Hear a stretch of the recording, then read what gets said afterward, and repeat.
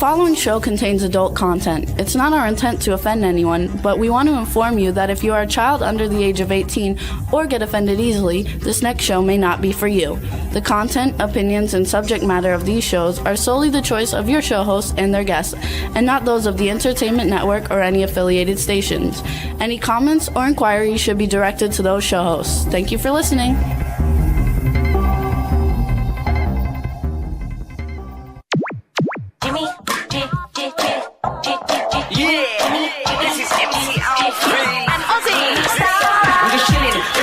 Sitting down and designing, why every man in a thinking, what are we gonna be wearing?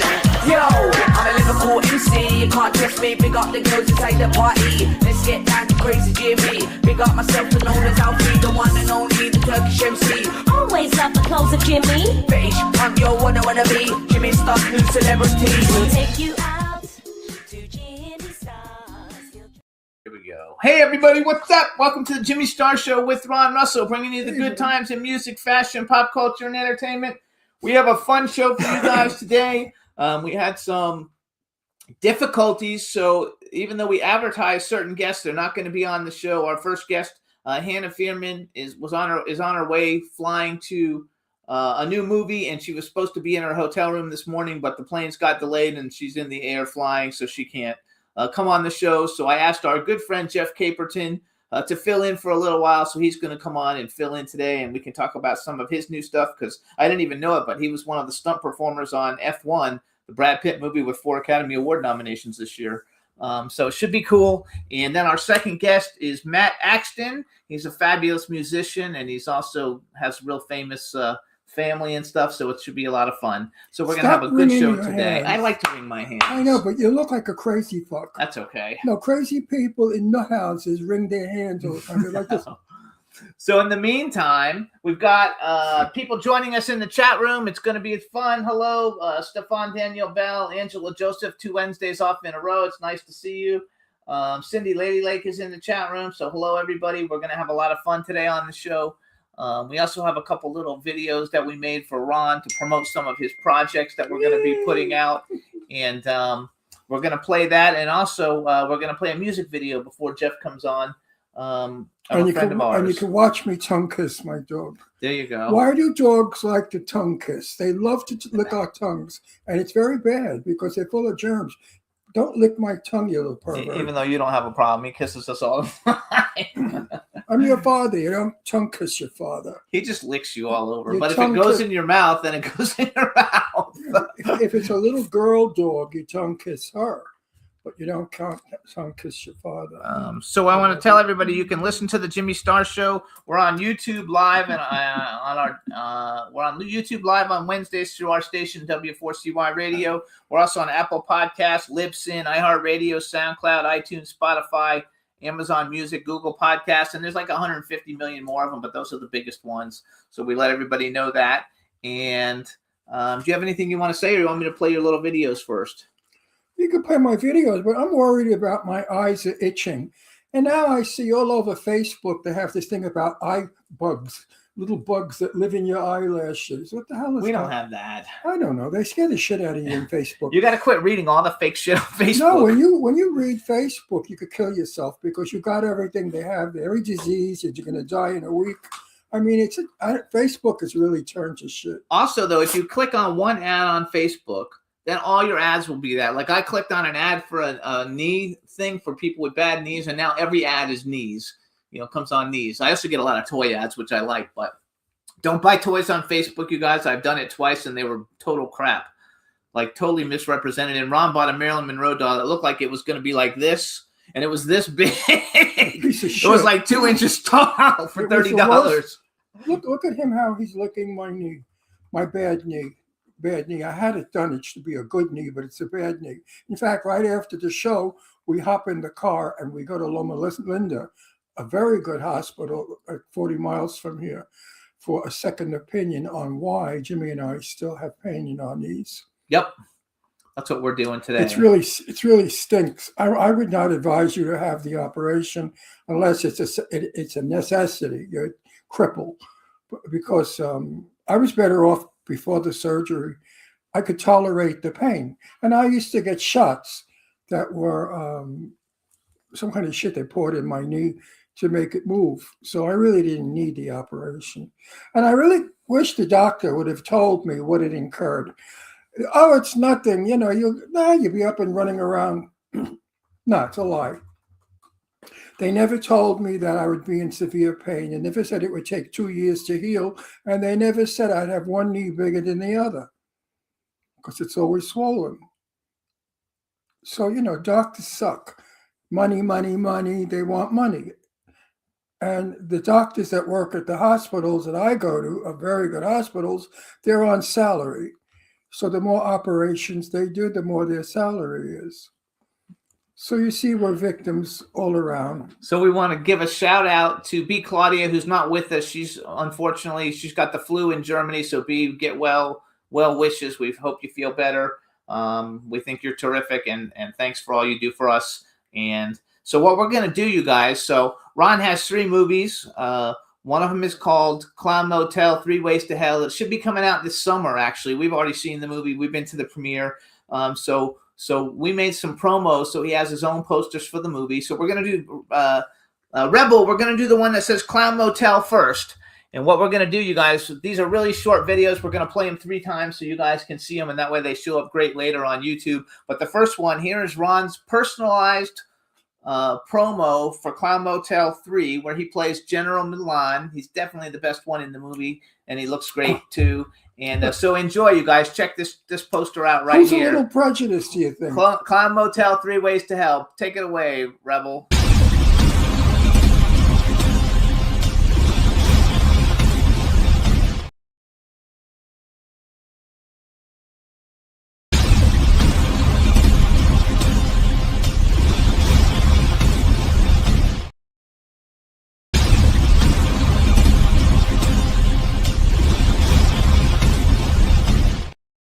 That's my poster. Now, I wish that poster, when I have it, I'm going to mount it and put them all in my office in my new house in Florida. And I wish that they would come alive, the posters, but they don't. That's funny. So then, you guys, we have another one, and this movie is available. It's on, I wrote Clown Fear, but it's not actually called Clown Fear, is it? Yes, it is called Clown Fear. This one's on. It used to be Clown Road. Oh, that's right, and they changed it to Clown Fear. Okay, so I'm not sure. I think this one's on Amazon Prime, you guys, but this is Ron's own poster for the movie Clown Fear. Take it away, Rebel. Face your fears, for the clown's terror is but a shadow of the eternal judgment that awaits. Face your fears, for the clown's terror is but a shadow of the eternal judgment that awaits. Face your fears, for the clown's terror is but a shadow of the eternal judgment that awaits. I love that. When my daughters saw that poster, they said, "Oh shit, Daddy's playing a priest." Now that's a stretch. That was so hilarious, you guys. I love it to death. So then, Dream Cinema Productions, you guys, is doing a new TV series. It's going to be on YouTube, and then after it's on YouTube, it's going to be on HBO Max, I believe. And Ron's going to be playing a mafioso. And the name of the TV series, now this one's a TV series, not a movie. It's called LA Story and LA Mob Story. LA Mob Story. LA Mob Story. And so we made this promo for him. Actually, they made the promo. We animated it. So here is Ron. I love this one. I love. This is Ron Russell in LA Mob Story. My favorite. Check it out. Here it is. This one's a pisser.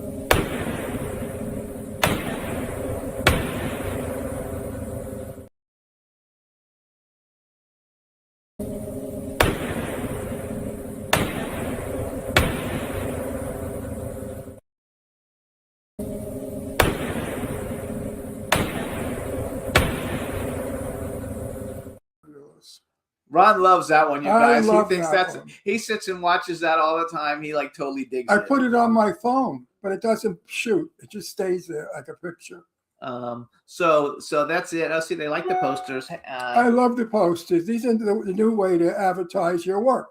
Instead of having trailers, which people can't sometimes play, we put up a poster, and the poster tells the story. And we'll be making posters for everything. And now with posters coming alive, they tell the audiences what the movie's going to be about and why they should see it. What put up the one about the future, the one we're looking for money. Oh, I don't have that one because we Jimmy, didn't. why didn't you have that? Because we didn't make a movie of it. All we did was make a poster, and I had to send this stuff on Monday, and we did it yesterday, so we can do it next week. Okay, next week we'll show you the poster of the movie that I wrote that I love, and it's called The Curse of Magic. The Cursed Gift of The Magic. Cursed Gift of Magic. Yes, we'll have a poster for that one. We haven't made that one yet. It takes place in 1943 during the war, and it's an Italian mafia guy married to a Jewish woman who's a bookie, and the two of them set out to help win the war. And it's a very funny movie. It's very campy and it's really funny. Anyway, we got to get that one made. And we're working on it, you guys. Lots of big things coming up for this year. It's going to be a good year for us and hopefully for everybody else too. So next we're going to play a music video, you guys. It's by an artist named Gabe Lopez. It's featuring Belinda Carlisle for the Go-Go's. The name of the song is California Blues. This is kind of a tribute. So Gabe Lopez, I work with him at Spectra Records, Spectra Music Group, and Lady Lake, who's on social media and in our chat room, Lady Lake Music, Cindy Diadamo. We're both really good friends with him, and unfortunately he passed away 3 days ago from lymphoma, but this is a great song. We've played it many times on the show, so we say rest in peace, Gabe Lopez, and here it is, you guys. Gabe Lopez, California Blues. Enjoy.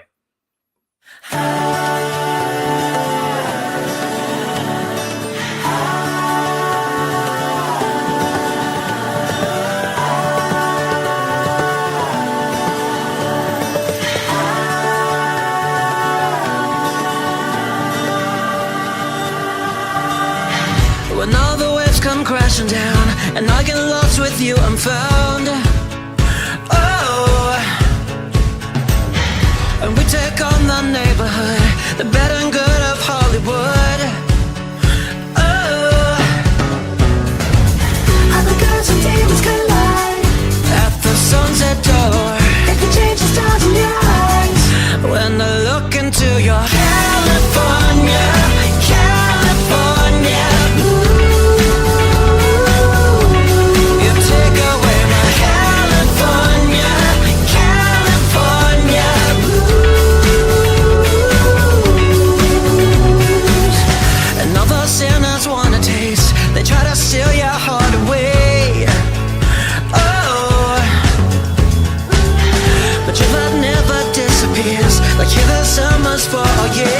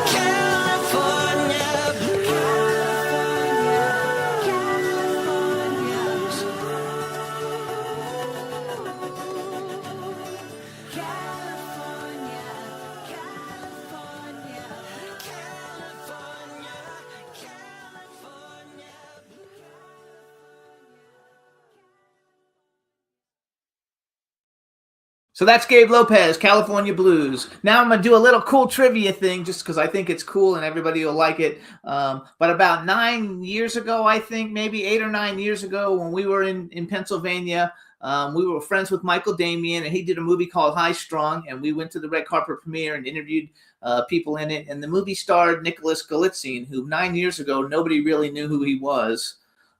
Since then, he did High Strung. He was great. Ron interviewed him on the red carpet. You guys can see it on our High Strung. Actually, I'm going to try and pull that clip out so we could share it on social media. Then he did The Craft Legacy. Then he did Cinderella with Camila Cabello. He did Purple Hearts with Sophia Carson. He did the TV series Mary and George with Julianne Moore. Then he did a gay movie called Red, White, and Royal Blue, which was very fun. Then he did The Idea of You with Anne Hathaway, which is another great movie. And now, this summer, coming out, I think June 6th or something like that, he is He-Man from He-Man and the Masters of the Universe, and he is helming as the lead actor in a $200 million movie. And his IMDb numbers this week are number 2, meaning he's the second most looked up star in Hollywood out of all 11 million that are on there. So we want to give him a congratulations, and I feel cool that we got to interview him and meet him, and he was very nice then, and now he's like a superstar. So congratulations to him. He was very, very shy, and he hadn't been interviewed often, and I knew that. So I was easy on him. I didn't do my crazy shit. And he was very sweet and very good looking, very handsome, cute little guy. And he's ripped now, and I can't wait because the action figures for the movie will come out this summer, and they'll definitely go in my action figure collection on Jimmy Star, collector's corner. And I talked to him about girlfriends and things like that, talked to young people about. He sort of avoided all of those questions. He really didn't answer much of anything. He was a lousy interview is what it was. He really didn't give me what I wanted. Might have been his first interview ever. It could have been. And I think he was afraid of me. My reputation follows my name. Most people, when they get interviewed by me, they know it's going to be fun and wild. And I don't think he was able to handle that yet. He wasn't that Hollywood, but he's a sweetheart of a guy. Yeah, and the interview is actually good. It's just, a first interview. He's a sweetie pie. What was he? Now he's 18 years old. I don't know. He was really young when we met him.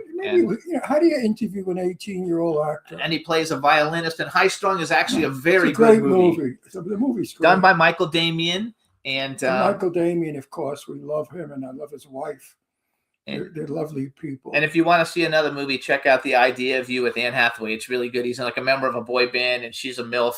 And what do you call it? A cougar. She's a cougar, and he falls in love with her. It's a really, really fun movie. Also, we watched Jason Statham, The Mechanic, and The Mechanic Resurrection last night because we were looking for something to watch. And even though we had seen him, we watched him. And I'm only bringing it up because Ron really likes Jason Statham, and he's got a brand new movie coming out Friday called Shelter, which I think is going to look really, really good. And the other big thing that I'm looking forward to, you guys, in February is Scream 7 coming out. So those are all the fun things that are coming up, and I can't wait. A lot of good stuff is next year. Yes, this year. Later this year, yes. So we're going to bring on our first guest, you guys, Jeff Caperton. He's an actor, a producer, a stuntman, does race car shit. He does all kinds of cool stuff, so let's bring him in. Hey, guys. Hey, how you doing? I'm good. Thanks for having me on the show. Jeff sent me his new promotional pictures of him in underwear. No, Jeff in underwear has to be really a lumpy situation. Jeff, you're yes, hung. Sir. You're very hung, and you're very. Oh yeah. As far as anyone knows, sure, yeah. You're very hung, but I men that are extremely hung, I hear, can't get really hard. Yeah. Is that true? No, that is absolutely not true. haven't you heard guys that have 11, 12 inches, they can't get it up, they can't get it high? Well, yeah, I've heard that. I don't have that problem. I don't have the 11, 12 inch problem, but I'm going to spread the rumor because by talking about you being hung, you got all Palm Springs now. Because it's all fags here, everybody's there. So you got all the girls, all the boy girls There'd be Oh, okay. And also say though, you look like you've been working out a lot. Like you look like you shed some weight, and you look a lot more ripped. I mean, you were always ripped, but now you look more ripped. Actually, no, I've been like really a bum since before the holidays. And I just recently, I started to get back in the gym and I was getting back on my routine. But about 2.5, I guess, weeks ago, I did a bar fight scene for a music video. And it was an unusual deal. It was a music video. So it's basically the singer standing in front of the bar singing while there's this bar fight going on behind him. So each take was like almost 4 minutes long. And after doing that over and over and over again, I ended up injuring both my shoulders. And so right now, working out's not in the game. Are you allowed to say whose music video it is? No, not yet. Okay, So, not yet. yeah. But you can't So- push it around like you're 21 anymore, you know. You No, I gotta- can't. And I'm coming to find that out. I'm finally starting to accept that a little bit. I'm Trust me, backing when you off get- on some of the more physical stuff. When you get to be 85 like me, Mhm. your mind makes appointments your body can't keep. You've heard that. Yes, I've heard it. I'm feeling it An right old now. expression. It's true. Mhm. You can't do anything anymore. I used to be able to flip cinder blocks around like they were dominoes. Mhm. Now I have to say, Jimmy, come lift this cinder block for me, because I do work in the patio. I'm building little walls and Right. stuff in the garden, and I can't do shit. I can't lift any. Yeah. I have no strength. It's horrible. I can't even walk anymore. Age, it sucks. It really does. So I have a Yeah, question it for you. does. Yeah. Texas. Are you cold? Is it cold in Texas? Yeah, it was cold. It got cold in Houston. It didn't get crazy cold. I had to go to Fort Worth Sunday and Monday, and it was crazy cold in Fort Worth. It was like 13, 14 degrees with a wind chill of like -10. And it was That's just unusual though for Texas, right? You don't usually get that. It is. cold. North Texas gets it worse than we do, but that's even cold for them. But here in Houston, I think it got into the low 20s a couple of nights, but that was as cold as it got. It's cold. You like living in Texas? I do. You seem It's to where I be- keep ending up. I've moved around a few times. I moved to LA a couple of times, and I keep ending up back here somehow. But I drove the first time I drove cross country. I stopped in Houston, and I had a nervous breakdown after 5 minutes. And I had to traffic over there. I had to get in the car and drive out of there. I had just driven 12 hours through Texas. You know, Texas is, Oh yeah, El Paso to Houston is almost 900 miles. and coming from New York, it was anyway. I never understood how people could live anywhere but New York City. No, really, I Yeah. never understood it. I thought Yeah. it's the thing. Now I wouldn't live in New York now if you paid me, especially with that mayor. No way. You know, when I lived in New York with that communist bastard. But it's nice now. I go through Texas and I like it. Mhm. Texas has evolved. Yeah, it Forget has. talking about 1960. Back in 1960, Texas Mm-hmm. was a little hokey. It's still a little hokey, but it's better. It's kind of the place to be though right now. Everybody's opening It studios. really is. Yes. Everybody is. My brain just went completely blank. Taylor Sheridan just opened the largest studio in Texas up in Fort Worth. And Netflix is about to open one. Amazon's about to open one, both in the Austin area. We've got, I think the Shazam guy is opening one too. yeah, could be. The guy who plays Shazam, I They're forgot his opening name. studios Yeah. all over. They're Yeah. opening And up a huge studio in Florida yeah. because the inside gossip I get is Mhm. nobody wants to work in California anymore. And California has the We can't climate. afford it. We need the That's the climate. climate, but So you have now- to pay for that climate. Yes, you're right. So you now can't afford we're, it. we're transferring everything to Florida because Yeah. everybody's moving to Florida. Also, I think Netflix is opening in New Jersey one too. So we're Yeah. going to have plenty of studios. Let's hope we have work. Yeah, let's hope we have work. We just passed a new incentive program here that just took effect in January. So we're expecting more work, and we hope there is, because like I said, a lot of these studios have made big investments here. Joe Rogan and his guys, they've all moved to Texas, and now we've got Woody Harrelson living here up in Dripping Springs, and we've got Roseanne Barr just moved here, and a whole bunch of other people. So all the comics are moving here. Texas is going to be the center of the comedy scene, I think. It's here very funny. soon. Woody Harrelson used to live in LA next to Sue Wong. He used to live next to Sue Wong in Cool. LA. Woody Harrelson. Yeah. When? back in the day. Back when we used to hang out with Sue Wong. He never lived next door. He to did her. too. He was our next door neighbor. Like not next door, but like right there within the Yeah, block. in the same shitty part of town. Sue Wong's house was magnificent. Her house was 1926. It was a Oh, mansion. beautiful. Oh, Jeff, you never came? You never went, right? Anyway, she Not doesn't to have her that- house, no. Okay. It was breathtakingly magnificent. Yeah. I did see Ruta Lee's house, which is They were fabulous. shitting in the Yeah. street. They were shitting in the street because it's on Western. Oh, I saw the picture. Mm. I literally took a picture of a guy like a block away from where you go up to get to Sue Wong's house, and he's literally dropped his pants and was pooping on the sidewalk. And I took a picture, and I was cleaning out photos yesterday on my phone, and I saw the photo. What part of town is that in? What part of town? It's on Western Avenue, off of Western She Avenue. lived up all the way Like up, Silver Lake or? all the way up on Western, past up in the hills. Yeah. Near the beginning of the hills. Yeah. And that was a house that was owned by Howard Hughes, by everybody. Mm. Rudolph Valentino danced on those floors. I Wow. mean, it was just a history. When I was in that house, I went back to the day. I really thought it was 1926. It was Oh, so. nice. I love that house. She Yeah, that sold would be it. cool. She sold it. Now she's in some little shitty house. Yeah. So many of the great homes in LA, Beverly Hills and Brentwood and all that are either being torn down or so heavily remodeled you don't recognize them. And it's really kind of sad when you No. think about the people that walk the halls of those homes. Yes. Well, when in 1960 or 61, when I was a hippie, we all used to live up on Beechwood. Beechwood was the street of hippies. And they invaded all those beautiful mansions and wrecked them. The hippies ruined them, made them like weird. And nobody would go there. So the Hollywood sign that was built to advertise the houses that I'm talking about was trash. Yeah. Jeff, you could pick them up for $3,000, $5,000, $7,000. Imagine, because they Yeah. were in shambles. They were ruined. Yeah. Now Yeah. you Just a you can't- lot. Yeah. you can't touch them for 15, 20 million. Yeah. Yeah. The Just a lot culture would be a fortune. Neighborhoods change in California.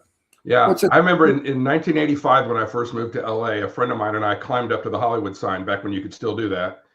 And they were just covered in graffiti. Half of the letters were hanging Yeah. down. I Yeah. climbed up on top of the H and he took a picture of me sitting on top of the H.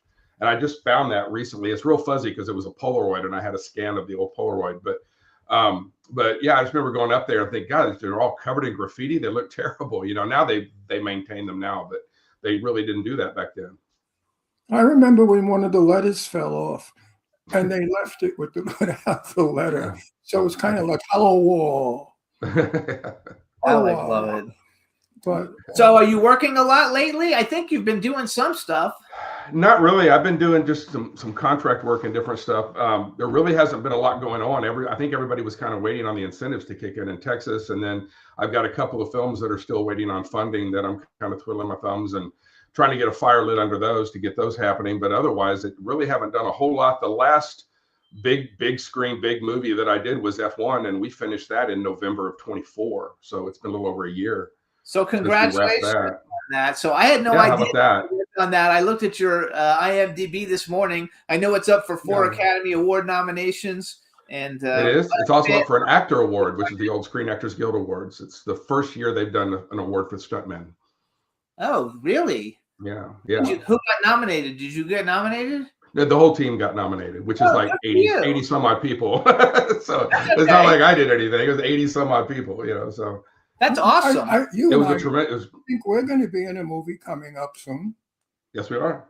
We are, right? Yep. Yes, we are. A couple. There's a couple. Two. Just stick by Yeah. me. I'll make you look good. Hook me up. Yeah, make me look good. Two of them, actually. I got to get working then if I'm going to stand next to you though and look good. There you go. So tell us a little bit. I haven't seen F1. Is it a good movie? Did you enjoy it? It's a great movie. It is a great movie. We should watch it. Yeah, I it's a think great movie. What movie? It's F1 is about the Formula One race car. yeah. Oh, Yeah, and what's wild, Brad Pitt's 60 years old, and he did, I would say, 95% of his own driving in that movie. They got him certified for F2, not F1. That takes too long. So actually, the cars driven in the movie, the team cars for the team that Brad is on, are actually F2 cars modified to look like F1 cars. Oh, good. Ron would love to do that, wouldn't you? You'd love to be like in a movie and drive race car. He'd love to drive fast. Oh, Yeah. I mean, listen, what if I got to lose 3 or 4 years? He loves it. He drives his little Audi and he loves to go zipping around. Let me push my Audi. I drive a 30-year-old. How old is it? No, 20. A 20-something-year-old Audi convertible Quattro. Yeah. Turbo. That car goes faster than most new cars today. It's a rocket, and I hit that. bet. I was driving with my friend, Jimmy's partner, Eileen. Eileen, yeah. I was driving her up to the mountains. Idlewild. We were going to have Mhm. lunch. And I was doing like 80 or 90 on those roads. I got caught. The cop got me. Oh, yeah, cop got me. He said, "What's your rush?" I said, "I'm old. I don't have time. I got to get up to Idlewild before I die." He started to laugh. He didn't give me give me a warning. Right. Well, when I took off, I hit him with 100 pebbles. You have like no idea what going up to Idlewild is like. First of all, you're like 7,000 feet. There's no rails. You're gonna fall. It looks like you're gonna fall over, and No, it's it's- just it's super curvy. I can't go. I won't even go up there. What I'm I afraid. like about Idlewild is I told Eileen this before we took off. I said, "Eileen, wear a very loose bra because the hills we hit, your tits are going to bounce like." Oh, yeah. She's going to get hurt. And Yeah. what we're going to do is rent my car out to horny old men and let them drive you up to Idlewild where they could watch your tits bounce out of your bra. Put the front wheels of my car. Of course, her tits are amazing. I Oh, mean, yeah. They're tremendous. No, I've seen them. They're real.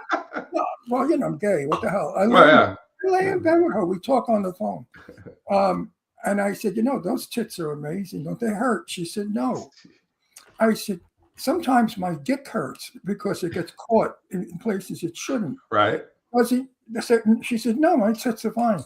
I said, it doesn't hurt when you wear a bra. You don't have dents in your shoulders. She said, no. Mm. And Can't sleep on her stomach either. I mean, they're gigantic. they're really beyond human. I love it. So you like the movie? Like you recommend it? I did. It was a good movie. Yeah. I went to go see it. I didn't get any kind of an advanced screening or anything of it. We went, a bunch of the stunt guys and I went, and I've got a lot of friends at Circuit of the Americas in Austin, the racetrack there where they do one of the F1 races, and they did some filming there as well. And a bunch of us went in a group to go see it, a bunch of the safety guys, and it was a good movie. And these are guys that know the industry, and they thought it was a good movie. Brad Pitt did great. I mean, considering he's 60 years old, he's out there driving an F2 car, at speed on the track. It was pretty impressive. Have you ever driven like a car like that fast? Because I know you do a lot of stuff with like different kinds of races and stuff. Do you ever drive? Yeah, the stuff that we were doing, we never got over about 100 or 110, which is nothing for those cars. That's like going in slow motion. But it's because you're filming it, and when you're shooting close-ups like that, you don't get the perspective of the speed, so there's no sense going that fast. It's safer to do it at the slower speed, and especially if you got a camera car or a camera crane in front of you, they can't do 200. So you end up doing everything kind of in slow motion. What's the fastest you've ever driven a car? A car or a motorcycle? Either one. Give us both. I had a motorcycle up to 176. I would never do that. Like that's And fucking I've crazy. had a car up to about 144. Okay. Which is nothing for F1. F1 breaks 200 all day Right. long. So I used to have back when Toyota made the Celica Supra, and it was like 0 to 60 in 4 seconds. So I had one of those. I wasn't driving it. My friend who's a car driver drove it, and we got it up to like 140. But I was terrified. I was like, "Fucking, that's not me." My Tesla S. We used to make a big deal about 0 to 60 in under so many seconds. My Tesla S does 0 to 60 in 1.8 seconds. Oh my God, that's awesome! Back in the day crazy? when you were building the Long Island Expressway, Mm-hmm. and they were designing the Long Island Expressway that there are no curves in it, which there are none because Long Island is Long Island. It's Long Island, yeah. Right. So they had Dump cans. They had cans shutting off the part that they were building. Well, I had a '54 Mercury, all right, which was a V8, and my friend said, "Let's go on it and drag race. We'll go fit." So I put the pedal to the metal. I didn't even look at the speedometer because it went all as far as it could go. You know what happened? the tires started smoking. Yeah. The tire, you could smell the rubber Mhm. of the tire on the long, Yeah. and then the car just started to vibrate. It didn't stop vibrating. So Mhm. I think we went the max, which was 200, 120. Yeah. But we Yeah. went Cars weren't designed though to go fast like that. That's why you got the shaking and all that. Plus, you know, if something had happened, you didn't have the brakes to stop from going no, that fast no, either. that car would never have Yeah. stopped. The brakes Yeah. would have burnt right out. You Yeah. kept going. Yeah. No. And when I had my Corvette, that was my daughters used to pray every time I got in it.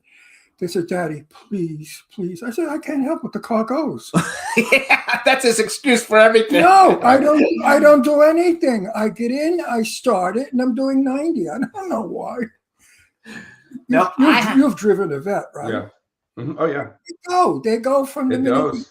the minute you turn. I in '85 when I moved to LA, I decided I wanted a Corvette, and I went down to test drive one, down to like Inglewood or somewhere to test drive one.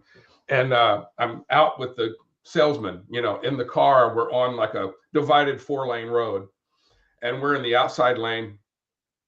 And all of a sudden, this truck kind of pulls over in front of me, and I decide to go around him. And as I decide to go around him, all of a sudden, there's a car stopped in the lane that I'm in. Whoa! There's this little bitty gap in between me, and I just thought, I got to do this. And I hit the gas, shot up over, and went.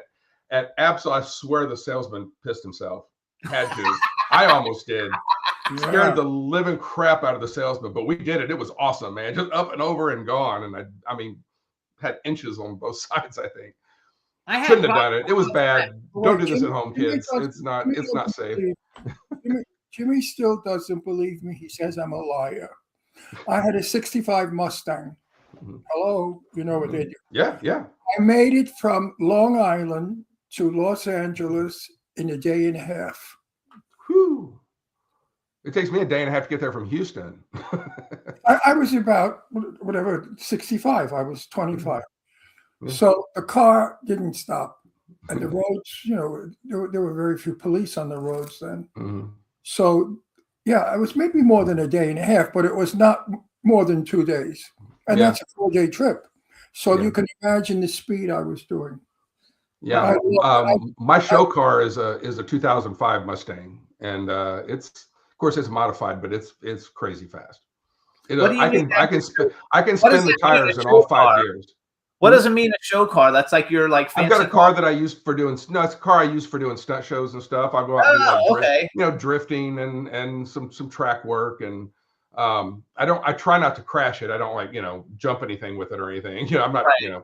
but we'll go out and do some drifting and some stuff with other cars, zig and zagging out of other cars. And actually we're trying to sell that show more this coming up year because it has been slow, but a lot of these racetracks will hire us to come out and put on stunt shows. Mark Anthony Baca, he'll now go out and do some stuff Love him. and a couple of different shows. And so I never drive my Audi. I drive it very minimally because I don't want to Yeah. ruin it. It's a Right. show car.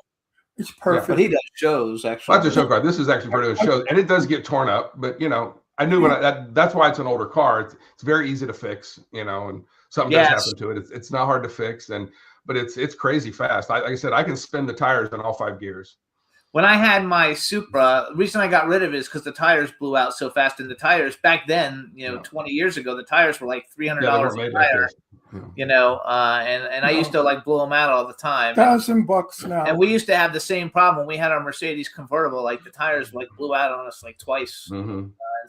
and it doesn't have a spare. Mhm. Yeah. We got rid of it, but those are my favorite. I did the costume design on Too Fast, Too Furious, and I Oh love yeah. I love all those like car chase types of Yeah. movies. I think Yeah. they're fun as shit. But all Yeah. the cars I've had in my life, and I've had cars way back in 1952, Mm-hmm. 51, 1950. I had a 1950 Ford convertible. I loved it. Yeah. My mom's favorite car ever was her 54 Ford. She talked about it. She passed away last year. She talked about that till the day she died. She loved that 54 Because they Ford. were built well, and they Yeah. had suspension that didn't make you nauseous. The Mhm. shitbox we drive now, we drive a $90,000 Mercedes, Mhm. ugly piece of She shit. hates it. I hate it looks like a Ford funeral car. Anyway, you turn a corner, you go out the door. It is horrible. The suspension is awful. I feel every bump in the road. If we get a speed bump, asshole. I fall. Anyway, He can't stand it. my car, my baby, my sweetheart, my Audi TT Roadster 04 takes bumps like you would not believe because the tires are this big. The chassis is built. Mhm. It's a welded chassis, and it's Yeah. built for my car. I've had people in my car say, "How old is this thing?" Because it looks brand new. I Mhm. said, 20 years old. They said, it drives beautiful, so smooth, because they made cars years ago. Now they make plastic. It's all plastic shit. Yeah. And the prices. Now, Yeah.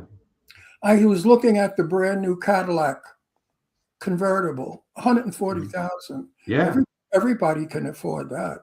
That's a very Yeah, right. affordable car. You should have two, one for your wife and one for Right. Right. It's unbelievable actually how much things cost nowadays. Like, 'cause It really is. And they're all It's plastic. simple Hey, things. like for 50 grand, you got like the greatest car ever. Now, like for Okay. 50 grand, you get a I'm little going piece to of shit. I'm going to stop talking with the best story you're ever going to hear in your life. Okay. The best. I owned a 1963 Thunderbird convertible with the top retracted into the trunk. That's his. That's his. And, he wants one of and, those. and when I bought it, my mother Mhm. said to me, "How much is that car going to cost?" I said, "Well, it's $4,300. Oh, Ronnie, what are Oh, you yeah. crazy? That's the price of a wife. What are you crazy? You spent $4,300 on a car? Mhm. Imagine. Now I would love one. I keep telling Jimmy, Oh, when we yeah. go to Florida, I want to get one. Guess how much? Oh, no telling. Well, anywhere from 58,000 to 100 and something, depending Yeah. on the condition of the year. On the car. Yeah. And that car was $4,000, brand new. Yeah. Wait, if you could have any car, like what kind of car would you want? If you could like drive anything, what would you want to drive? Any car ever. I'm not really into the crazy cars like Lamborghinis and stuff. I mean, they're cool, but I'm a big guy. I'm 6'2". My wife one year for my birthday gave me a deal where you go out to the track and you get to drive one on a track, and I didn't fit in it because I had to wear a helmet. And when I get in with the helmet on, I had to drive like this. It was terrible. It was awful. It was miserable. It was a miserable situation. Those are cool to look at and everything, but just like my everyday driver, I have two cars. I have my Tesla S, which I love to drive. It's a great car, drives like a dream. I never thought I would like electric cars, but this car drives like a dream. And I have just the opposite. I have a Ford F-250 pickup truck that I absolutely love. My pickup. It's 7 years old. I love my pickup truck. So kind of right now I've got what I want. If I could go buy anything in the world, I had a BMW 650 convertible years ago that I really, really liked. I had it for 4 or 5 years. I really liked that. But really, I kind of got what I want right now. I had an Happy. F-450, like totally souped up, fabulous with all the extras, and it was a great car. And I had the thing on the back, that covers it, that lifts with the lift or whatever. Yeah, So you could put stuff in and it didn't You get put wet. stuff in the bed, not get stolen or wet. Yeah. Yeah, it was Now, a you great said- car. You said you couldn't fit in cars because of your helmet. I couldn't fit in cars because of my hair.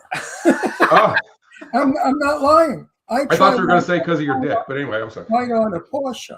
I wanted to get the little baby Porsche. I went in it. I said, "What the fuck?" My shoulders were touching each door, and my hair Yeah, was I can't do that. So I went shopping. Now I got in my Audi TT. I said, "Holy shit! This is a little car with a full cabin inside. This is a Right. big cabin. I fit Yeah. beautifully. It's wide. It's a very low, wide car. Handles the road Yeah. beautifully. You can do Yeah. wheelies in that car." Yeah. So, it's true. I'm 6'1". I used to be, now I'm 6. But I like the BMW. you have to, guys like us have to shop cars to fit. Yeah, we do. Yeah. Yeah. You can't just slide into anything. But I like the BMW. I mean, the Mercedes that Wonder Woman drove in one of the fucking Justice League movies, the one where the doors open up sideways. oh, like that. yeah. I like that. You would want a Wonder Woman car. And I also, but my favorite car is the BMW i8, which is like a Yeah. little- Oh, that's an Maserati. awesome car. Tom I Cruise drove really those in one of the Mission Impossible movies. That's the first time I ever saw one. It was crazy. Marcel Waltz used to have one, and I was like, did he "Oh really? my god, what a beautiful car!" Yeah. Now he has. I now loved he's it because Yeah, they stole it on him. How the many times? navigation point of view, it was really cool. Now he drives like the Tesla truck thing, which I like. Ron hates it. Oh, but I think does he? Really? You know what, guys? All my life, I wanted bizarre cars, fast, crazy cars. Now, you know what I want? A Bentley. yeah, he wants Yeah. something. I want my ass. He wants a Big, convertible. slow, I and want comfortable. my ass to be comfortable. I want a comfortable Yeah. ass. We do I a can lot be of comfortable in a driving. Bentley. No, it's true. If my ass hurts, the car's no good. My other No, car, absolutely. Mercedes-Benz makes the hardest seats, and the Germans love to sit on hard things. They like to be uncomfortable. No, really. Whereas the Italian cars, the ass seats are beautiful. I They're think he used to Mhm. have our car actually. Didn't you used to have like a GLE 350 or something? Yeah, one of Heidi. those? My wife still has it. She drives a GLE, 2000, I think. Does she 22 or like 23. it? Does, She does she loves like it. Yeah. I love she it too. doesn't I get- like it. He doesn't she like doesn't it, but get I like banged it. It's a great around? wife car. Yeah. Oh, wait, she, Thanks. what do you say? You said it's a great wife car. I said thanks. You know what I like a lot? My other favorite car is the Audi that fucking Robert Downey drives as Iron Man. Like Oh, that yeah. little Audi with the fucking Yeah. engine in the back. No, I got in Sue Wong's car. Sue Wong has the Mercedes. That's the Wonder Woman one. yeah. I think she said it was With the 200. butterfly doors or whatever you call them. Yeah. Yeah, Yeah, I love I that. think it was 200,000. Oh, easy. Yeah. And guess what? I was suffocating. I felt like I was in a bullet. It was so Yeah. tight It's inside. got that long hood. Yeah. Right. All that money and you got to be uncomfortable. So do you think Ford is the best pickup truck? Because I see all the new pickup trucks commercials and stuff, and they all look really nice to me and everything. Oh, But yeah. I had I mean, a Ford, so I guess No, I say that like one's the any new better than the others. I've always just been kind of a Ford guy. You know, when I had my business, we had Ford trucks and done that. I had a Dodge, a big, not Dodge, Ram. They call it Ram now. A big Ram dually. You know, big 3500 Ram dually for a little while, and I loved that truck. That was just a great truck. It was just way too much truck. It was more than what I needed, and that's when I traded that and got this F-250, and I've been driving that ever since. But I've had a lot of Fords. I've never really had Chevys or GMCs, which are basically the same thing. So I don't know if one's actually better than the other, but like I said, I love my F-250. I said it's 6 or 7 years old now, and I'm not even thinking about getting rid of it. I love it. I I, love ne- that too. I It has never, 200 plus thousand miles on it. I never owned a truck because I lived in neighborhoods where if you had a truck in the driveway, people didn't talk to you because you were common. Oh, You were a worker. I'm pretty common. Yeah, ask my friends. I'm pretty common. Listen, I love them. Oh, wait. The reason that they said you were common was because when these were mostly Jewish people, and Jewish men Mhm. don't know how to screw a light bulb in. So they called No, people. no. They work in called- finance and medicine and everything. Yeah. Wait. They called people to come and do the road work, the gardening, and they came Yeah. in trucks. So if you drove a truck, Right. you were common. You were in service. Yeah. Exactly. So you had to always put a very smart car in the driveway so you looked like you had money. Right. Now you went in those people's houses, they didn't have any furniture because they couldn't afford furniture, but they had Right. a house. Yeah. So you see what bullshit we live in America sometimes? Yeah. I love When my best friend moved to California, they moved down into Orange County somewhere, right on the beach on a cliff in a very hoity-toity neighborhood. And they had just bought a brand new, really loaded custom Chevy Suburban. And they wouldn't let them park the Chevy Suburban in front of the house. They had to park it behind the house because the homeowners association said it was a service truck. See that? Yeah, see, that's the way my dad. So my dad had a pickup truck and he traded it for a van, but he lived in South Palm Beach in a condominium and they wouldn't let him park it, and he had to park it Yeah. he had to pay to park it someplace else. I lived in Brooklyn, so they just came to make sure you didn't steal the car. So I noticed on your IMDb since the Just last because you started with a screwdriver, it doesn't mean anything. since Christmas time, we didn't talk about anything at Christmas time because we were doing Christmas. But I wrote because you're doing stunts a pretty lot. I wrote Last Kiss in Paris, On American Soil, Death Merchant, City of Insurrection, and then you have a movie that everybody should watch, Ambush.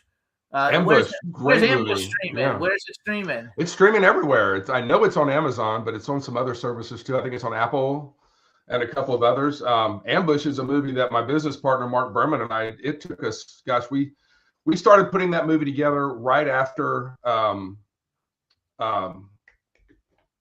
Eat Dog We finished that in 2016, and we started working on Ambush right after. We were all ready to start filming. We were cast sets were built and ready to go down in Colombia in 2020. And literally 2 weeks before we were all supposed to leave to go to Colombia to start filming, COVID shut everything down. And we finally got everybody back together. We had to recast a few parts, but had to completely rebuild all of our sets because sets are not built to last. They're balsa wood and garbage. So all the sets had warped and with the weather, and because they were all built on a soundstage down in Colombia. And finally got it all together, went down there, filmed the movie. We filmed a couple of scenes in Southern California, down in Riverside. There's a military museum down there, Air Force museum that we shot at. But that was the only stuff that was shot here in the U.S. Everything was shot in Colombia because it takes place in Vietnam. It's a Vietnam era movie, but it's a good movie. Of the movies that I've produced and had anything to do with, it's probably the best movie, the most entertaining. Stars Aaron Eckhart, you guys. He's very A-list. Who else? Aaron Eckhart, Collar Pialo. Gosh, I can't even think of everybody right now. I should have prepped for this. Collar Pialo is amazing, though. He was from that movie, that TV series with all the crazy teenagers. I can't think what it was called now. But when we got off the airport in Colombia, Connor got a lot of attention from the locals. But I can't even think of who else was in it right now. My brain's going dead. But yeah, it was a good movie. Aaron Eckhart did a great job. And yeah, it's streaming wherever. It's called Ambush. So check it out, or just go to my Instagram, and it's one of the pinned. The trailer for it's one of the pinned. Jonathan Rhys Meyers is in it. Hold on a second, I lost my earpiece. I can't hear you. Jeff, do you watch your movies? Okay, there we go. Sorry, I dropped my. Do you watch the movies you're in? Have I? Yeah, I do. I probably shouldn't because I don't like to watch the movies I'm in. I don't like watching myself. I don't either. I never watch my movies because the movies stink. Yeah, most of the ones that I mean, I've been lucky. I've been in some really, really good movies, but some of the smaller budget things I've done are pretty bad. and I don't think I'm. Deepwater Horizon was a good movie. Deepwater Horizon was a great movie. Yeah, I died twice in that movie.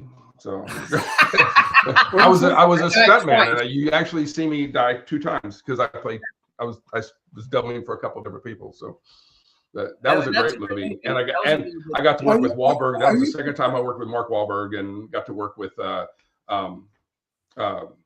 I can't even think. Kurt Russell. What was the other movie you did with Mark Wahlberg? Daddy's Home. Oh, that's a funny movie. That's a great funny movie. Yeah, and I actually got Deepwater Horizon because he remembered me from Daddy's Home, so that was great. Oh, that's cool. That's even better. Yeah. Are you particular how you die in a movie? Not really. I mean, I don't want to go out, being a wimp or anything, but yeah, I just would be the hero, I just would be the hero. I don't want to die of pussy or anything, but yeah. I like to work it where I don't like to die on the screen. So one movie I'm in, the big rat, big freaking rat. I die in the basement. You don't see me die, and in Clown Motel 3, you see me shooting the clowns, but you don't see the clowns killing me. Right. So he also doesn't want red blood in his hair because the red blood doesn't come out. My hair. So I've been very lucky that I've been working with directors who have understood my position. Yeah. There was a famous movie star of my day, and I can't remember who it was, if it was whoever, said, "I will not die on the screen." It was a big, famous movie star. Yeah. And that movie star never died on the screen. And if the person did die, they did it like I do it. And because I don't think I could, I don't know. I don't even know why I don't like it, but I don't like it and I won't do it. Yeah. Yeah. John Wayne only died 3 times on screen. All the movies he made, he only died 3 times on screen. Yeah. Yeah. So Sons of Iwo Jima, The Cowboys, and I forget what the other one was. I don't ever want to be blown to pieces and parts. Well, that's me because I'm a stuntman. So usually when I die in a movie, it's a big explosion or some kind of a big fall or a car crash or something. Just poof, it's over. So What kind of stunts do you like the best? Like driving in the car? Is that more fun than like actually having to do something where you hurt your body? Or I like driving, and believe it or not, I like high falls. I don't like low falls. how high I is would high? rather- How's the I would highest rather you've ever fall. fell? I'd rather fall 5 stories than No. fall 5 feet. Because falling Wow. 5 stories, I land on a giant cloud of air that just wraps around you. And then if I fall 5 feet, I'm landing on about a 3-inch piece of styrofoam, and that hurts. And Oh, the that's lower I get, funny. the more it hurts. Yeah. Have you fallen from 5 floors before? Yeah. And I had a seventh floor fall booked, and it got canceled. But I was supposed to go do a 7th floor, and it was inside. You know how some of the buildings have a big atrium in the middle that goes all the way to the top? I was going to be it's from the 7th floor inside the atrium at the Dallas Fashion Mart, and it got canceled. There was some kind of a problem with something, and the fall was written That's out. pretty far. That's far, 7 floors. Well, I'm not allowed to do any of my own stunts in a movie because of my age. No, really. When we were doing Rat, I was supposed they made a rat the size of a Volkswagen, and the Okay. rat was supposed to get me by the no, it bites my leg off, Mhm. and I'm hobbling on one leg, and then the rat throws me against the wall. Mhm. We're about to shoot that, and somebody from I don't know where they came from came running over and said, "Oh, we don't have insurance on you for this. And how old are you?" And I told him He was about 80 then. "Oh no, you can't do this." That's why I got killed in the basement. They just came up with his arm or something. They didn't just bring in a But you 20-year-old guy with a little white wig and put him in wrong clothes. You identified me by my wristwatch that was on my arm that the rat ripped off when the rat came upstairs. So when you're my age, you can't do anything on a set except speak. No, really. So wait, have you done stunts with a? Because you've worked with John Schneider a bunch of times, right? Like, have Not you a bunch of times, but a few times, yeah. you do stunts for John Schneider films too? I didn't do any stunts in the movie. I played a paramedic in one of his movies, and I played a gambler in the other one. I did help when he was doing some live show stunts. I did help as part of the safety team on his stunt team, but I've never I didn't do any stunts in his movies. In his movies, because he's really nice. He's been on our show twice. He was really He's nice. a super nice guy. He's a great guy. I love John. He's rock star. And I introduced him to his wife. Oh yeah, So, that's right. I remember that. For that. His I new introduced wife. him to Yes. his wife. Yeah. Who's the most exciting person, or no, how can let me rephrase that? What star did you ever work with that you were so happy that you worked with that star? You know what? I wasn't impressed when I got the job, but when I worked with him, because he's a big star and he gets a lot of credit for stuff. But I was really impressed by this guy. I was impressed by his work ethic and his attitude and by all the things he's done. And that's Mark Wahlberg. I actually was very, very impressed with Mark Wahlberg. And I realize it's easy to throw out a big name like Mark Wahlberg because he's so famous, but he's famous for what he does on the screen. The stuff he does behind the scenes, the screens, and his production company, and all the different things he does is just really impressive. He's a hell of a businessman. He's a super smart guy. The little bit I got to interact with him, we got along great. And then they asked me to come and do Deepwater Horizon specifically because I had done Daddy's Home, and they liked me. He uses a lot of the same people, and so they liked me. And somebody else I really, really enjoyed working for, and he just tragically passed away, is Rob Reiner. I did 2 movies for Rob. Rob Reiner. And the second movie I did was, again, it was a special request. My agent literally called and said he requested me. And so that was great. I did LBJ starring Woody Harrelson, and then I did Shock and Awe, which was, I had everybody in it. Tommy Lee Jones, I had everybody in it. I played a United States Senator in that one. But Rob was really cool. We were in New Orleans at Lakeside Airport shooting a scene for LBJ, which actually was supposed to be at Love Field in Dallas. And we're shooting the scene where the president and all of them get off the airplane at Love Field. And the sun we had clouds coming in, the sun kept going away. So we had to keep braking, for that. And we had like 200 extras, behind the fence line waiting to greet the president. And I'm a cop, I'm a uniformed cop out on the tarmac. And Rob's standing there between one of the breaks, we're waiting for the sun to come back out, and he and I start talking, and we he starts telling me all these. He was a history guy. He starts telling me all these details about when all this happened and things that LBJ did when, all this is what made him want to do this movie. And so we're literally talking for 20 minutes, and he tells me all this stuff. And he asked me if I was from New Orleans, and I said, no, I'm from Houston. And he goes, oh, okay, you live here now? I said, no, I drove in this morning. I got up at 2 o'clock this morning and drove in to come do this part. And he said, really? And he reached over and he bear hugged me. He grabbed me and gave me this big old bear hug and said, thank you so much for doing that. That's And I nice. look over and there's 200 extras over here behind this fence, and about half of them I know because I was working in New Orleans all the time back then. So about half of them are either extras or other actors, that I knew from other movies. And he gives me this big bear hug, and just about that time, the sun comes back out, and he just turns around and he goes, just starts screaming at everybody the way he does. All right, let's get going. Let's get everything back up. Let's get back to your ones. And starts screaming, which is weird because he had this way of screaming at you without you feeling like you were getting screamed at. No, I he love just it. screamed a lot, but he didn't feel like he was screaming at you. He was just screaming to get the job done. But I turned to all those extras, who I probably knew 30 of them. I said, nobody got a picture of that. Nobody snapped. You all got phones in your pocket. Rob Reiner's hugging me on it, and no one took a picture. I'm so pissed. That's hilarious. Yeah, He he was a super nice guy. He and I didn't align on some things, but as far as just good people, he was nice to me and treated me very well. I liked him a lot. I was actually so before Mark Wahlberg became Mark Wahlberg, he was Marky Mark, and I loved him as Marky Mark.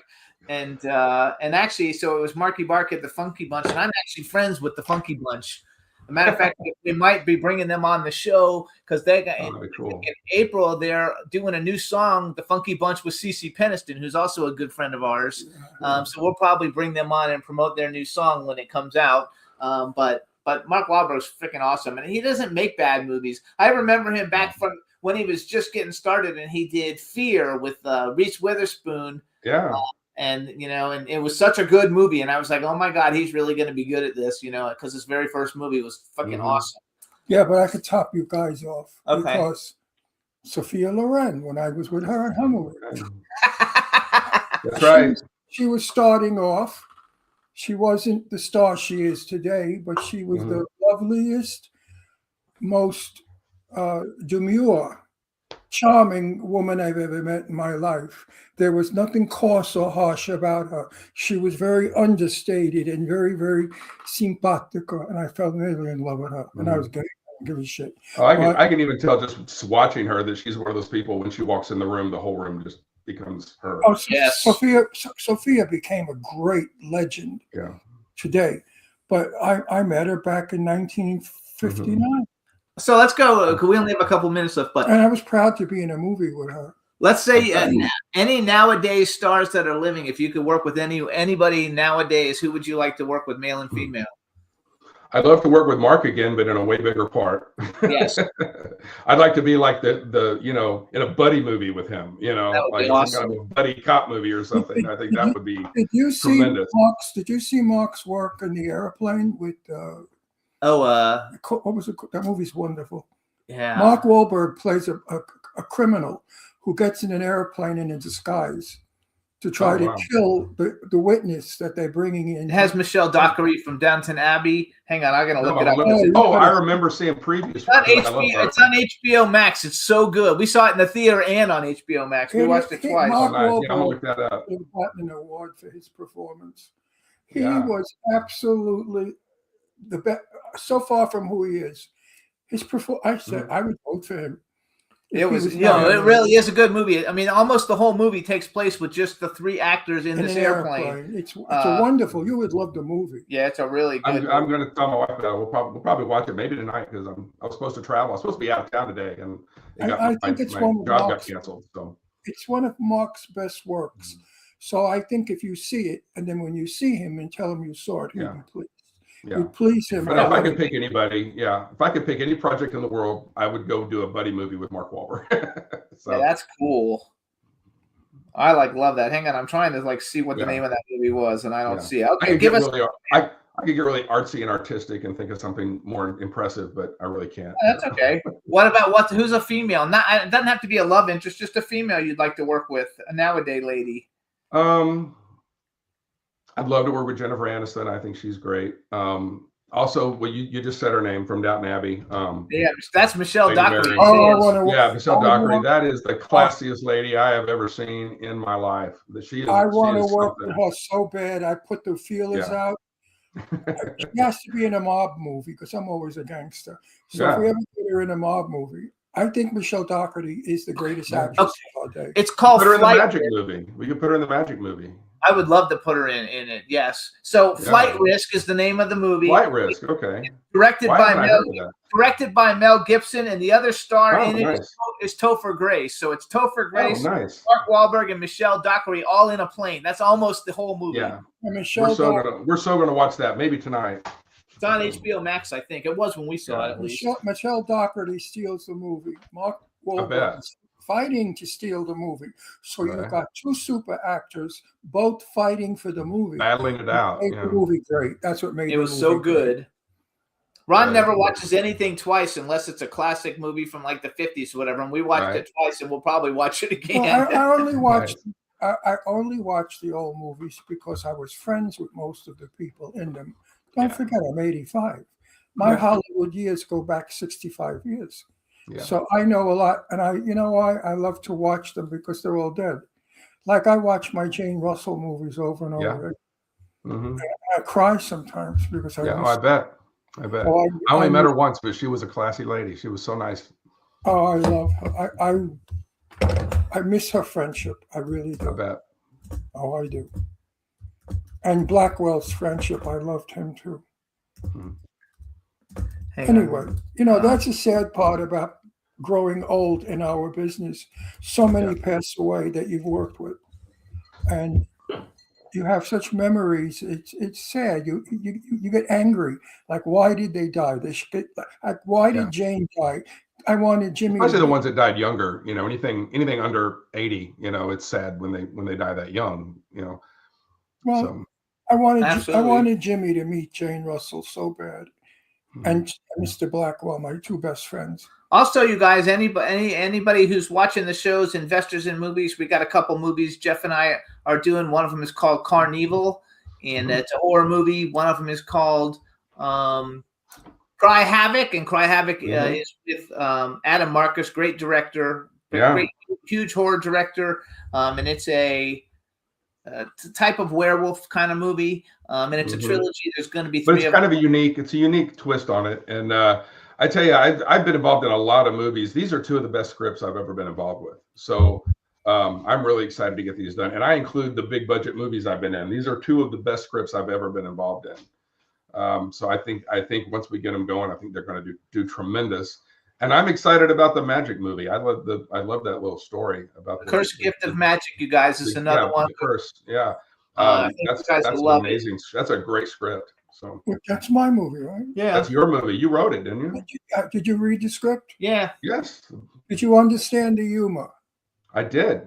Because it's I grew up in all- a Jewish neighborhood. I completely understood the humor. I grew up in a 90% Jewish neighborhood. and, I got the, and the Italian humor because it's Right. both it's all Brooklyn humor, Right. Even though I grew up in Texas, I grew up in a Jewish neighborhood, and my best friend was first generation Italian. Have you So- always been in Texas? I know you've moved other places, but you were born in Texas? I was born in Texas. I moved to LA for a job at ABC for a show when I was 18. Literally packed up everything I owned in my little two-door car and drove out. I left on a Saturday morning, had to be there on Monday. And I lived there for several years and then lost my job at ABC when Disney came in and made a bunch of changes and tried to find another job out there and couldn't. So I came back to Texas, and then I went back in 2006. And when I got back into making movies again and started making some movies and doing some things and didn't stay, ended up back in Texas. It was just too expensive. I got to where I could live here and fly back and forth cheaper than I could live there in a one-bedroom apartment. Who the hell wants, So- who wants to live here? Yeah. So I could live here in my, big house with a swimming pool and a recording studio in the back and everything else for Yeah. less than I could have an apartment there, and just fly back and forth when I need to. Try and get that in LA. Yeah, you can. Yeah, no, but I love being in LA, and because I did live there for several years when I was really young, it still kind of feels like home when I'm there. So I feel very comfortable in Los Angeles. I know my way around. You give me an address, I know how to get there. I know it just well enough to find my way around. And it was funny. I was doing a fly along with the LA Police Department helicopter division, and we were in the helicopter and we're flying around, and the pilots kept telling me where we were. I said, I know exactly where you are. I said, there's that, and there's that, and there's that. Right. I knew it as well as what they knew. It's like, Right. I love it. Yes, but I lived in LA when LA was heaven on earth oh yeah, before it turned to shit. Back in we moved to California in 1949. yeah. And in 1949, I remember we lived on Poinsettia and taking the Santa Monica trolley car. Yeah. There was a trolley car on Santa Monica Boulevard, Mhm. and there were few people. There was no traffic, and Mhm. it was immaculately clean, and everybody was civilized. You didn't lock your door. You didn't get mugged. You didn't get raped or killed or shot like you do now. It was a civilized, wonderful place to live. We loved it back then. So you guys, this is Jeff Caperton. We have a second guest that we have to get to. Yeah. Jeff, number one, thank you so much for coming on and filling in. Lots of people are going to watch this. do it. I like it because we had a regular conversation, like you were sitting in our living room and we were having drinks. It was a lot Well, of you fun. guys are very, very, very, very close friends of mine. I love you guys very, very much. It's always fun to get to talk to you, whether it's on the show or just in our living room. So And thank you for having me. You're going to be sorry you did that underwear ad. Wait till I get it. You want people to see that picture or not? Because if you want Give people me to more see work. it, Dude, it's on posters it's up in, I've gotten calls. People have seen it in stores. oh, okay, then I'll share it all over the place and get you some I'm exposure. going to do a number. Because it is It's a definitely good exposure. picture. It's definitely exposure. Wait a minute, Jeff. Did you see earlier my posters how they came alive? I did. I saw those on Facebook before then. Yeah, I've seen them. We're going to make that poster in your underwear come alive, where you tear off your underwear Yeah, I don't think you can do And that. you I don't think start- I'll let you do that. and you swing a 12-incher like a I'll send it to you like first. A pendulum, Yeah, like yeah. a pendulum. I want And pre-approval and before it goes public. Okay. Yeah, I'll send it to you first. No, I'm going to title the poster "Palm Springs is Sweetie." Yeah. Everybody follow Jeff on Instagram. He's at Jeff Caperton, Caperton. Jeff, we'll talk to you soon. But wait Thank a you minute, so I much. wanted to guys. ask you a question. What made you do an underwear thing? You're not You getting got paid. Oh, you are. It's a commercial. Yeah, Yes. it's an ad, Oh. and I yeah. What was the underwear company? It's been slow. Andrew Christian, Yeah, he did it for Andrew Christian, which, by the way, is a big gay underwear company. big gay underwear. Yeah. I never heard of it. I'm not good. Well, if you go to those gay stores, I'll they're send on- you some. It says Andrew Christian I on got to it. look at that really close. Give me that. Anyway, we got to I'll go. send you some samples. You'll love it, Ron. It's very comfortable. We should have stuffed it. Oh yeah, right. You should have put a cucumber in your underwear. Yeah, It would I have think it would've fit. made it more exciting for people. All right. I got to tell you, for an old bag, you got a good body. Thank Look you. at him; he's got a nice shape. No, he looks still. good. You don't look your How age. old are you anyway? That was taken about a year and a half ago, but it just went out last summer. Yeah. How old are you, if you don't mind? I just turned 60. Very nice. for Yeah, 60, you're like 60, 70, fucking 80. stud. You guys, Jeff Caperton is a stud. All right, we gotta go. I have more fun with that. We on have to go. Facebook. I know we got to go though. I do crazy shit. All on right, Facebook. Jeff. Thanks so much. Bye, everybody. Love you guys. Bye. Take Can't care. wait to see you on our movie. Yes. All right, everybody. Now we're going to bring on our next guest. We went over 4 minutes, so we're coming back to him. Bring him on. Let's bring on Matt Axton. Hey everybody! Hey, oh my God, what a deep voice you have. Again, I can't help it. It comes with the DNA. I love it. Better to eat you by, my dear, said the little girl. All right, so let me introduce you to my cool, outrageous man about town co-host, Mr. Ron Russell. Hey, guy, how are you? Hi, Ron. Good to see you. And we have people in the chat room. Say hi to everybody in the chat room. Hi, everybody. All chatters out there. All right. Wait, that name is Axton, right? Axton, Yes. So my sister's name is Anton. And All right. Anton. See? So everybody, now we want to welcome to the Jimmy Star Show with Ron Russell, Americana singer, songwriter, and legacy artist, Matt Axton. Hello and welcome to the show. Hi, Jimmy. Hi, Ron. Thanks for having me chat some music on here. I didn't know that you would have such a deep voice. I mean, I've watched a bunch of your videos on YouTube, and I went through your old website, because I went to the wrong website first. You have an old website, and then I noticed that nothing had been posted on it since 2022. Then I Googled you and found the new website, which is fabulous, by the way. It's a beautiful website, very easy to go through. So you guys, Matt Axton is an artist. He's an Americana artist. Why don't you tell people what that actually means? Because I don't think a lot of people will know. Well, I think the industry is still trying to figure that out itself, to be honest. I mean, Americana now is just an umbrella term for any kind of roots music, basically. So any sort of blues, soul, bluegrass, rock and roll, country, all sort of, intertwines in there. I consider Americana music basically a perfect mix of older lyrical and music styles mixed with modern tendencies. I actually wrote down Americana, a mix of folk, funk, country, blues, and rock, which I think I took that off of your website. Absolutely, yeah. A little, like I said, a mix of everything. My dad was an artist by the name of Hoyt Axton, and he sort of had the musical mentality of just make a good song. He didn't care what genre. And that name sounds familiar. He's super fucking famous.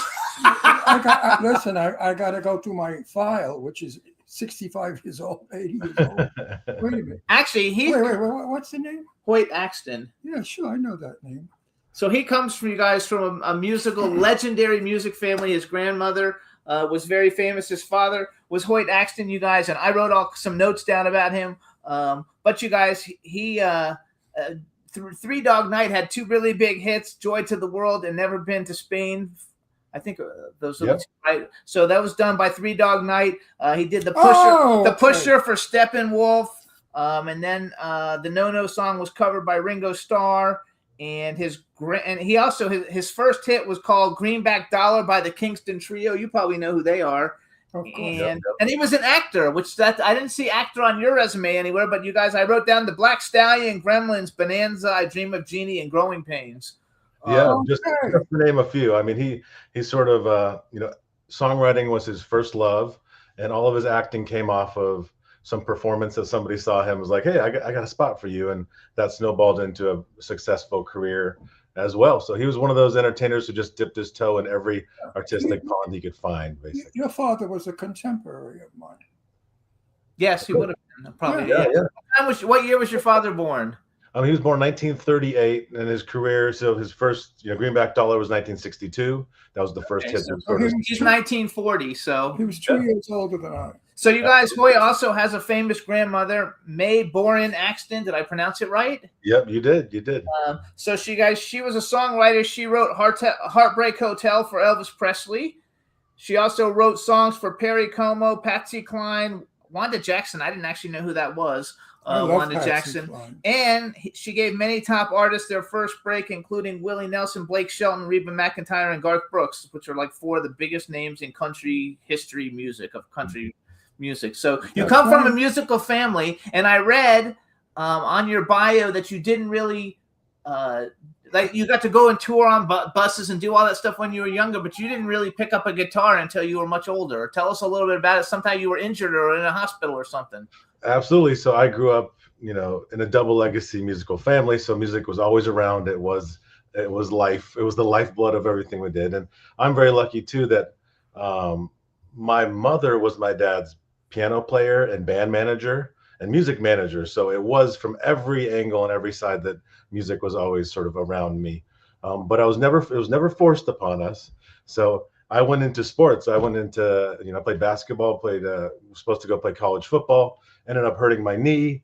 And when I was laid up after surgery is when I picked up a guitar and took it seriously and really sort of came naturally. And I haven't put it down ever since 20 years ago. Let me interrupt you. Where were you raised? I was born and raised up in a little town in Northern California called Lake Tahoe or Tahoe City. So up in the high Sierra Nevadas.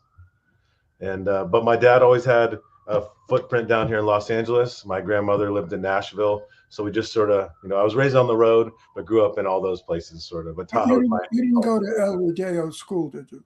No.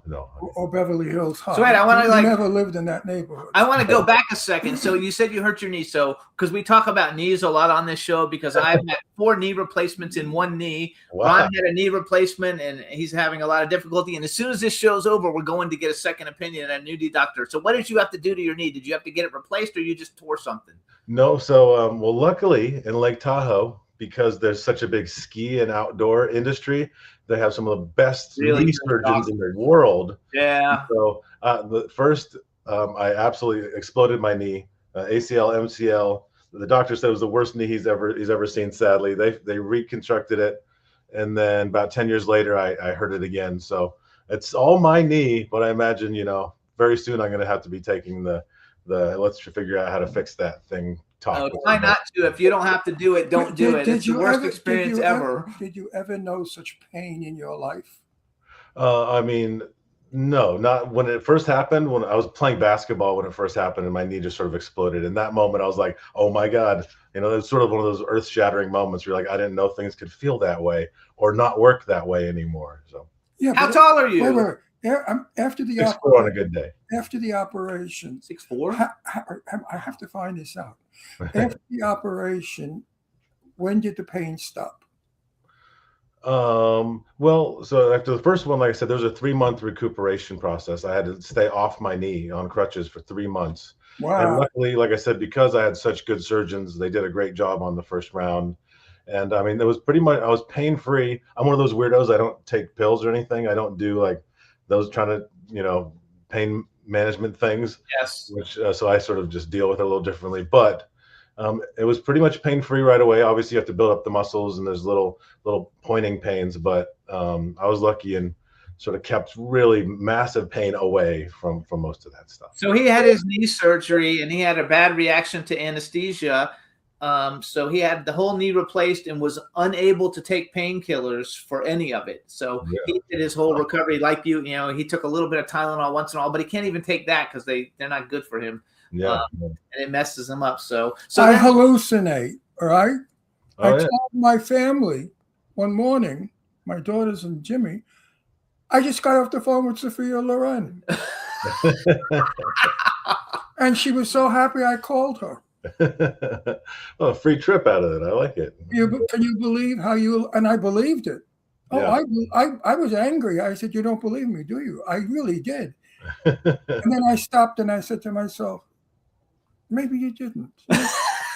Actually, our last guest, Jeff Caperton, is in the chat room, and he wrote, Della and the Dealer was one of my all-time favorite songs, which I'm going to assume that's either your song or your dad's song. That's a Hoyt tune. That's one of, so after my dad's biggest tunes were written, hits for other people. Like you mentioned, Joy of the World, Never Been to Spain, The Pusher, the No song. Those were all big hits for other artists. But my dad had about a dozen hits that landed on the country. Yeah, and Joy to the World was probably his most famous. Absolutely. That was the number one that song I remember. I'm like retarded because when I saw Joy to the World, I was like, I was thinking I was actually thinking, no, that's not what it is. No, I know the one. I was thinking the Christmas Carol one, No, and then I Googled it. And then as soon as I heard it, I was like, oh, that was like a staple. When I was young, that song was a staple. It was on the radio 50 times a day. That song came out. Wait, that song came out the same time as Tony Orlando's Yellow Ribbon. Did it? Yes, it was in the same era. The whole same era, maybe. Yes. 1971. So that was the number Tony one. Orlando's a good friend of ours. That's when Tony's. I love it. So okay, so you're because those were the two biggest songs that everybody sang. Everybody did the cover on them. Yes. You can't go wrong with Joy. Joy to the World. So you're in the hospital and you got a busted up knee, and what happened? Somebody brought a guitar in, and you said, "I'm going to learn how to play the guitar." Like, how did that actually evolve for you? That I'm going to become my own, musician. Well, like I mentioned, music was always around. There was always guitars sitting in every corner of our house. I just didn't really focus on it as a young kid. It was just sort of there. So when I started plucking guitar at a younger age, in my early teens, right before my dad passed. He passed when I was 16. I call it rock stardom. It was just part of he was an Okie, so he never ate a vegetable his entire life. And he just grew up in that era where it was just sort of live free and wild and, sex, drugs, and rock and roll. And, I'm sure he had a lot of fun in his 61 years. Yes. I won't ever blame him for that kind of stuff. But music was always around. So I started plucking on a guitar. My mom showed me a couple simple little tunes. Everybody learns, Smoke on the Water first, and you got to do Iron Man or whatever it is. And then I remember vividly my dad, the last few years of his life, he had a couple strokes, and he really wasn't active musically, couldn't play guitar anymore. And I had him, I was like, let's play a song together, Dad. And he's like, I can't. So I sort of lost the light right there for a moment. And then after he had passed, when the surgery happened, I started plucking again. And I was like, I was like, this gap needs to be filled. Like, somebody needs to carry this legacy. Let's push it. And like I said, it came very naturally. So it was really easy for me just to start, connecting songs and writing at the same time and playing guitar. So I just ran with it. Really, it just felt good, and I'm going to keep doing it until the day I die. I think if I read correctly, I think your father and your grandmother died, relatively close to each other, like in years, right? Like 2-year difference or something. Absolutely. So it was in a very weird coincidence. 2 generations of my family, my uncle, my dad's brother, his only brother or only sibling, him and my grandma all passed in a 4-year period from 12 to 16, basically. So I lost, I was the youngest kid by quite a bit, about 16 years. So I lost both generations very quickly. So that's a big motivating thing for me to keep their memory and their music and their passion for creating community around art alive. I mean, that's a big thing. Big motivator for me. I know you play your own music. Like when you're playing, do you ever throw any of their songs in any of your sets? Because it's a different kind of style of music, but maybe you do them your way. What's some of your songs? Hang on, we're going to play one in a minute. Yeah, you play. No, absolutely. We have to. Number one, they wrote some fun, good tunes, so that makes my job very easy. And like I said, it's a simple way just to keep their memory and alive. And for every show is a little different.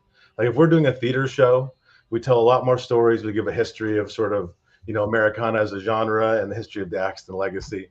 If we're doing a late night honky tonk, I'll give a little shout out to the song, and we just keep going. It's all treat every show a little differently compared to what they need and what's going on in the moment. But we absolutely throw legacy stuff in. One of their songs that you like to play a lot. And we always do Joy to the World, right? We always end our shows with Joy to the World because you cannot beat that feeling of sending everybody out of the room with joy. Never Been to Spain is one of the most simple, easy songs to just play with people. If we've never played with them before, we just throw it at them. 3 chords, the truth. Della and the Dealer is my dad's biggest hit of his own, and a song called Bony Fingers, which was a big one. Those are just tongue-in-cheek country tunes, so we always throw those in if we're in the middle of a country set, I would say. But Heartbreak Hotel is always a great one too, because we do our own versions. We tweak them all a little bit to make them. Wait. Go slow. I'm old. So your father wrote Heartbreak Hotel? No, his grandmother. Grandmother wrote Heartbreak. Grandmother wrote Heartbreak Hotel? No shit. And that's how this whole thing started. In 1955, she wrote Heartbreak Hotel specifically to be Elvis's No first way. hit. I never knew. And Elvis sang that. Yes. Yeah. Isn't that funny? He sang a grandmother's song. She wrote I for can't Perry believe it. Como, Patsy Cline. I know Perry Como. Yeah, of course you do. My mom used to play tennis with Perry Perry Como's daughter. I didn't live far from Perry Como. He lived on Long Island where we lived. I love it. So one thing I want to promote, because I want to say it now, and we'll say it again at the end, because you have an EP release, Same Old Story. Is that the name of the EP? Yes, the name of the EP. We have hang on, it's February. It's on February 5th. Wait, just stop. No. It's on February 5th at Desert 5 spot in Hollywood. You guys, he's playing with his band Bad Moon. And Same Old Story is the name of the EP. Go ahead. What do you want to say? How old was your grandmother when she wrote Heartbreak Hotel? Well, this was in 1955, so I think she was in her mid-30s at that point. Oh, she was young. Yeah, she was young. I'm So thinking grandmother like 80. And I was going to say, how the hell did a woman that old write Heartbreak Hotel? No, she was young. yeah. So because she was a PR person, she was basically the lead PR person for Colonel Tom Parker. And the only female in the industry at that time in the early 1950s. And she was mainly promoting Hank Snow, who was the biggest country artist on the planet in the early 1950s. And that's who Elvis was opening up for when all that, everything started building up. And my grandma, because of her promotion background, knew the head of RCA Records really well. And she went to them and she said, hey, this Elvis Presley kid, something's happening with him. Like, you guys should swoop him up before anybody else does. And they listened to her and they signed him to a big contract away from Sun Records. And after a few months, about 6 months, they were really worried because there was no hit yet. And they went to my grandma and they're like, well, you write songs and you got us in this pickle with Elvis. So how about you write him a hit and like get this thing moving? And so my grandmother and her songwriting partner, a guy named Tommy Durden, specifically wrote Heartbreak Hotel for Elvis to be his breakout hit. And it just happened to land and become, the iconic song that it is now. So it's cool to have such a cool family. I mean, I'm freaking out because that song was probably at the time Elvis's greatest song. Hotel. Everybody had to imitate him. But yeah, that was amazing. Your grandmother wrote that song. That's really something to be proud of. Oh, I mean, no, I really, I wear T-shirts my grandmother wrote. Well, yeah, well, she told everybody in the world that she did it all the time. Yes. I learned one thing. A lot of songs they didn't play in New York because they felt the New York people wouldn't go for it. Then Elvis came along, and the music that we got was Elvis's music, which brought us into other music. But prior to that, we had a New York sound, and that was it. We didn't play anybody else's music. Yeah. So your grandmother wrote. She probably was one of the first pioneers to break that trend. Absolutely. And like I said, Elvis was that, no matter what you think of him as a personal artist, he did expose R&B and I mean, if you ever played country music in Brooklyn, we said, get that fucking shit off. What So what I did is I went through all your videos on YouTube, and I picked out one I like. I don't know if you'll like it or not, but I picked out a song called Blue Sky Rain. So we're going to play it because it also has a nice music video, that everybody can watch as we're going along with it. So what I'm going to do, why don't you introduce it? So Rebel, we're going to play the one that says Matt Axton, Blue Sky Rain. You introduce the video for us. We're going to watch it. Then you hang on and we'll come back and talk about it. Absolutely. This is the Blue Sky Rain. Blue Sky Rain. Yep. The title track to my last album that when I moved to LA, the whole world shut down and I had to go make a music video and pretend to be an actor. And this is what came out. But title track to that album, and then the newest album is Same Old Story, coming out next week. There you go, everybody. Blue Sky Rain. Wait, we're playing the video. Stop. I know, but wait. I'm going to give you a question. Think about it, and when we come back, give me the answer. All right. Is your family a hard nut to crack, to follow? Oh, hard. Yeah. How do you feel about following your family? That's the question. Okay. All right. I'll chew on that. All right, everybody. Here it is. Blue Sky Rain by Matt Axton. Enjoy.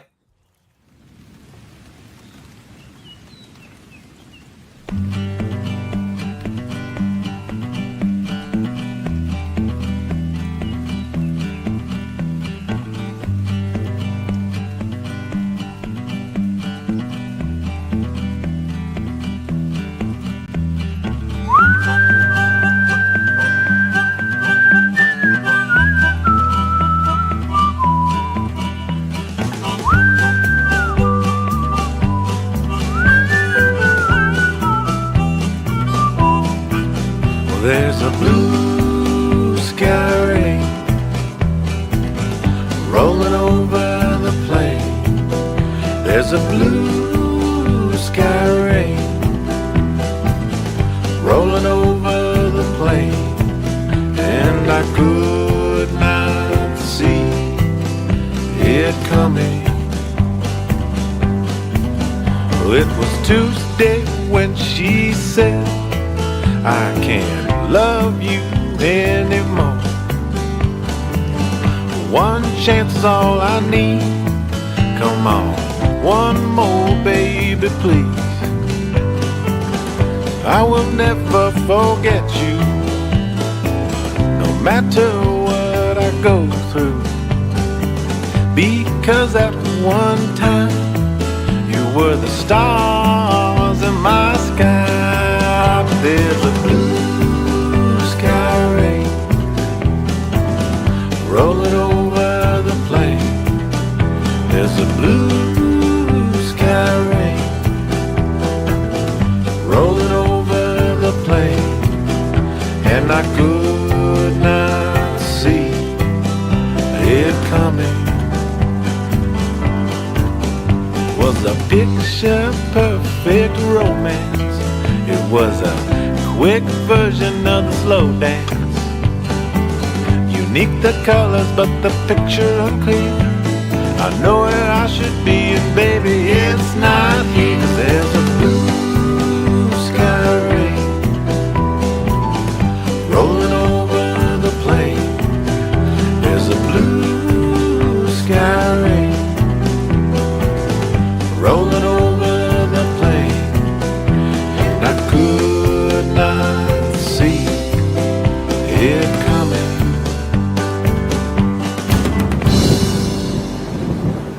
And I said, carry me down slow, where nobody will ever know.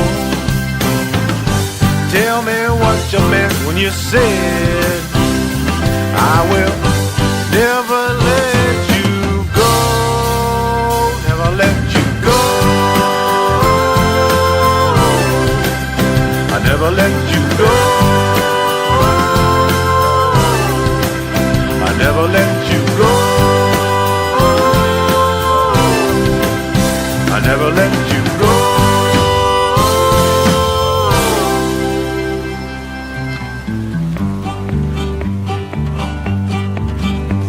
Well, I have yet to meet a woman who does not play with the strings of my heart. I wish it was not so easy to pull to pieces and fall apart. But there's a blue sky rain rolling over the plain. There's a blue sky rain rolling over the plain. Well, there's a blue sky rain rolling over the plain. There's a blue sky rain rolling over the plain, and I could not see, no, I could not see it coming.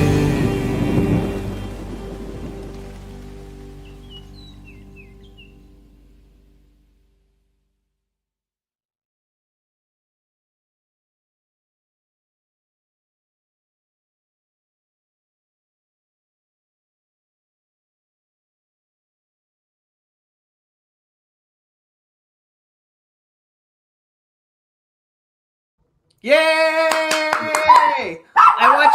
I want you to know that I got 7 text messages from people that are watching the show that are friends of mine that said they totally loved it, and everybody in the chat room loved it too. Thank you. I haven't seen that in a while. It's interesting to watch my acting chops. And no, you did great in it, and the switch, like in the 3/4 of the way through when you do the tempo switch and everything, that is awesome. Yeah.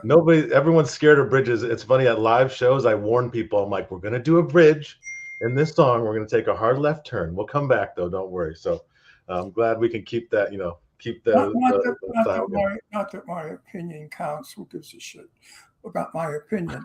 I'm not a fan of country music. I'm honest. I never was.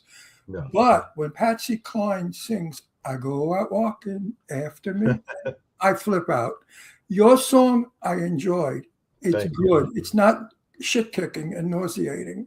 Like sometimes the country western people overdo it, and to my ear it sounds fake. Oh. That has a very nice sound. The music is good, even if you aren't singing. The music is good, but when you sing it, I liked it. I'm being honest. It was really very good. Thank you. And trust me, I'm not a huge. I think you got a hit. I think you have a hit there. Oh, so country people are gonna love it. I'm getting text messages. Corvair was my very first car when I was 16.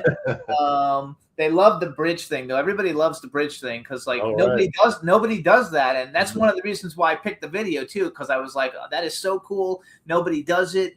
I don't think I've ever heard it done in any song ever. Okay, so answer to my question. Wait, I have another question before you go to that. So is Carolina Gutierrez a wife, or she was just an actor for the thing because she was gorgeous? Just an actor. I think everybody should try it once to get a supermodel to be your wife for a day. It's very fun. My real girlfriend hated it though, but it's part of acting. Well, she's stunningly gorgeous. I was like, oh my gosh, she looks like a supermodel, and you guys look great together. And she has that one. There's that one time where she like lip syncs, like "I don't love you anymore" or something like that. And I was like, oh my god, the way they did that was fabulous. So you did a really good job with that. I really enjoyed it. Thank you for all that. Like I said, it was our first. I moved down here right in 2020, so the whole world shut down, and I had to try and be creative. So we went out to Joshua Tree and shot that video and over a long weekend. So it was a very fun experience for me. I'm glad it still rings true. Yeah, we live in Palm Springs, so it's close to Joshua. Oh yeah, absolutely, right down the street. Chat room, they're saying classic songwriting. I'm a country girl at heart. Listen to country every day. Love your music. Keep going, Matt. super chill, my vibe totally. So everybody like loves it. So now you can go to Ron's question. Okay. Okay, so your Only question. because with such a background that you have, how do you try to keep up with that name? How do you keep your name as good as your father and your grandmother's? Is it frustrating? Do you worry? Do you fear that you're not going to be as good as they are? That's what I want to know. I mean, a little bit of all that stuff, but in the end, it's a way, like I said, for me to keep them alive. Like that's the way I do. It's more of an honor to be able to carry their legacy than something I have to battle or shadow I have to walk in. And one thing, I think most legacy kids sort of go two ways. They either disappear from it completely and just separate, or they copy it. Like they just do a legacy, a legacy tribute aspect, which is both great. I sort of was able to sort of hop in the middle because I've a couple generations. I had support from my both sides of my family. My mother as well. She's still with us and still super active in music. She was a music professor of psychology and music history. So I've always had a different sort of twist on the way I approach it. You're well trained. And respect the aspect of, or the art of everything we're doing, and joy. Joy is an easy way to like sort of form all this stuff, no matter what show I'm doing. Yes. I know Patrick Wayne, and I asked Patrick that question. Who's Patrick Wayne? John Wayne's son. Oh, okay. I said, do you think you'd ever be what your father is? And he said, never. No matter how good, no matter how much I try, I could never be better than my father, John Wayne. Oh, yeah. Do you feel that way about your father? Well, absolutely. I mean, one big thing is the era that my dad had his success with, such a good era around art and music. And like I said, my dad was successful in songwriting and performance in TV and movies and voiceovers. He sort of went full force and had success in all those. I would personally just like to make music as my heart and soul, and I would love my music to be heard and be able to make a living making the best music I can. That is the most important thing for me. Like I said, my dad music was always his center as well, but he branched out because of also my grandma. My grandma was there to support him. She was his manager and PR person, so that helped a lot. It allowed him just to be the creative soul he was. And I have to do it differently. I don't have any legacy support really. I don't have my dad. I mean, I'll say it here. We're all friends. My dad did not take care of the end of his life very well, like a lot of famous people do. And I've never seen a penny of my dad's money. So I have to really keep his legacy alive with just his honor and his music and his blood, sort of. It's a lot different process. But I believe in DNA. Yes. We transfer DNA. You have your father's DNA. Therefore, he may not have given you money, but he certainly gave you the talent to have music. And that's far more than any money he could have left you. Absolutely. I definitely believe that we are the product of our parents. Absolutely. And our experience in the world around us. And like I said, I am proud of everything we've done. You're okay. I think you got a good head on your shoulders. You're not a doped up idiot like some of them. You know what I mean? I think too, like that was one of the things that I noticed when I listened, because obviously I had to look up and listen to all your dad's songs, to make sure I understood what was going on. And then I listened to you. Then I listened to many of your songs because you can go to Matt Axton. What is it? MattAxton.com. Is that the website? MattAxton.com, you guys, or just Google him on YouTube. He's got all kinds of videos there. So I listened to a bunch of your songs, and that was my takeaway was this is a guy, who's musically talented, but he's not trying to he's not copying his father. It doesn't sound anything like his father's music. He's got his own identity. He's created his own, his own musical sound. And I think that's a big kudos to you because I think the easy way out would be to try to sound like your father and build off of that. So I think that what you're doing is fabulous. And we hope that your new EP, tell us a little bit about the new EP. Same old story, you guys. Again, the EP release is February 5th. At Desert 5 spot in Hollywood with his band Bad Moon. Tell us a little bit about Bad Moon, and then also tell us a little bit about the new EP and what we can expect. Well, thank you very much. And I would say nothing's easy in this industry. Yes. Nothing is easy anymore. It's such a different process now. Everything's from the ground up. We are trying to grind as hard as possible and do it the independent way, fiercely independent. And so stuff like this, getting to talk to you guys, getting to meet people face to face and hear these fun little comments that fills my soul and keeps me going. That part is very, very true and straight. But the EP we're releasing next week is called Same Old Story. 5 songs, all singles we've released over the last year and a half, 2 years. And I just wanted to sort of give it a final good little push. And this will be our very first release since I've been in Los Angeles. A couple of the songs I wrote in the Hollywood Hills over here. So it's very, it's my love letter to where I grew up in Tahoe, small mountain town, in the big city where I call home now. And I want it to be sort of that perfect mashup. A couple country tunes, a couple funky tunes, and one right in the middle. And that's the way we sort of approach our music in general. Everything sort of sits in the middle, go left and right, go happy, go sad, but we'll end with a little bit of joy. I love it. And so tell us about, so Bad Mood is the name of your band, or do you always play with them, or sometimes you're with them and sometimes you're not? It's a mix. Like I do a lot of solo songwriter stuff as well. I travel, but mainly when we're on tour, I have my band Bad Moon, which is a rotating cast of characters. It can grow. It's usually a 4-piece on the road, but we go all the way up to 10 pieces. We get horns and background singers and keys, and every once in a while, I'm lucky I get my mom to still play keys for us. She's on all my albums, and so I'm very lucky in that way. I still get to keep the legacy and the family music going actively with my mom, which is great. But it's always rotating cast, always the best musicians I could find in LA. That's why I came here, to find people that wanted to grind the old-fashioned way and make good music and care about that. We're friends with a lot of musicians. Can you find musicians today that play music like 30 years ago? Because country music is as old as the hills. It never changes. It's the same music now that it was 40 years ago. Yeah. Is it difficult finding people that can do it for you the way you want? It is amazingly difficult. So I came to LA expecting it to be just this mecca of independent musicians who are ready, pulling at the chain to go do this. And it was crazy when I first got here, even though there was a couple of years of COVID-y time, I realized that there's almost no support system for mid-level independent artists down here. The only way all the best musicians I know, sadly, have gone into tribute bands and like event bands where they're doing cover songs, because it's the only way they could survive and pay rent down here, which is a shame, because every one of them is like, I want to try and do what you're doing. I want to do original music, but I just can't take the risk right now. We have a lot of music friends. Leland Sklar. Yes, he played on a bunch of my dad's stuff. Yeah, so he's the bass player. Yeah, you know him also, John Cougar Mellencamp. So he's been on the show a million times. Matter of fact, we're going to be in his new book where he shoots birds. He has these books that he puts out of famous people shooting birds. Scott Page is a good friend of ours. He's the saxophonist for Pink Floyd. And the drummer, what's his name? And who we love a lot. I can't think of his name.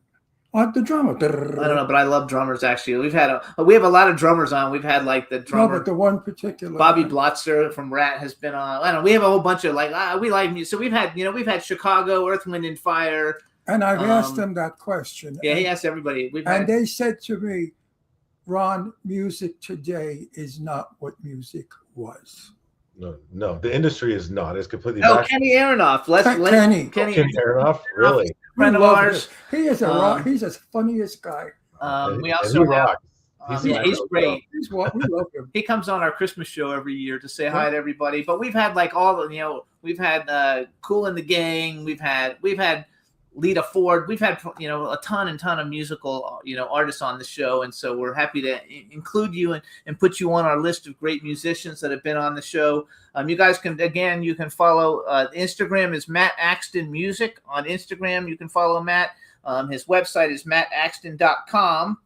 And again, February 5th at the Desert 5 spot in Hollywood with his band Bad Mood. The name of the EP is Same Old Story.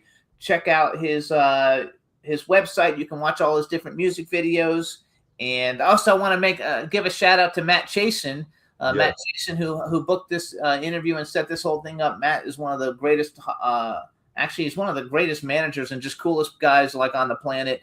And he's a really good guy. He's given us some great guests, and he's just a good friend of mine. So we want to thank him for introducing us to you, to have you on the show. Wish you all the best of luck with everything. I'm not impressed easily, but I was impressed. Yeah, he's not impressed easily. Today you impressed me with your credentials because, wow. Thank you. Like I said, the titles you gave us are a joke. Yeah. Well, they're the biggest titles in the world. I know, and that's so many of them. one of the most motivating things for me when I'm doing this is hearing every show without fail, somebody comes up and tells me a story about seeing my dad or meeting my grandma or how they helped them in the industry. And that is, like I said, that is fuel for me. And that's what I'm trying to do, trying to support and create community around all the original music, which is so hard to do, but it takes people, it takes care, and I still believe in it. And thank you guys for giving me a platform to brag about that stuff. You have a difficulty because today the music, they like that rap shit. Ron doesn't like it. I like it. He doesn't like it. We got to go, though. We're out of time. Rap is not music. It's speaking. And it's ignorant and it's stupid because the grammar is incorrect. At least you do music, and I thank you for keeping it alive. Well, thank you. I do care about the words. I do like that. I mean, that's old fashioned, but I do care about that kind of stuff. And like I said, next Thursday the show's open to everybody. It's just 10 to 8 p.m. It's early night. So come hang out, come celebrate with us. And we'd love to meet as many friends as we can. We're all friends already. So there you go. All right, Matt. Thank you so much. Matt, it was a pleasure meeting you. Thank you, Ron. Thank you, Jimmy, for your time. Hopefully, great success. Bye-bye. Person. Adios. Thanks. Bye-bye. All right, everybody. Thanks so much for tuning into the show. We're off to the knee doctor, and we'll see you next week. Bye, everybody. Bye. Jimmy, This is MC Alfred. and Ozzy. I'm just chilling, Jimmy Star, yo, sitting down and designing. Why every man them are thinking, what are we gonna be wearing? Yo, I'm a Liverpool MC, you can't test me. Big up the girls inside the party. Let's get down to crazy Jimmy. Big up myself and known as Alfie, the one and only, the Turkish MC. Always love the clothes of Jimmy. British punk, yo, wanna be Jimmy Star, new celebrity. We'll take you out.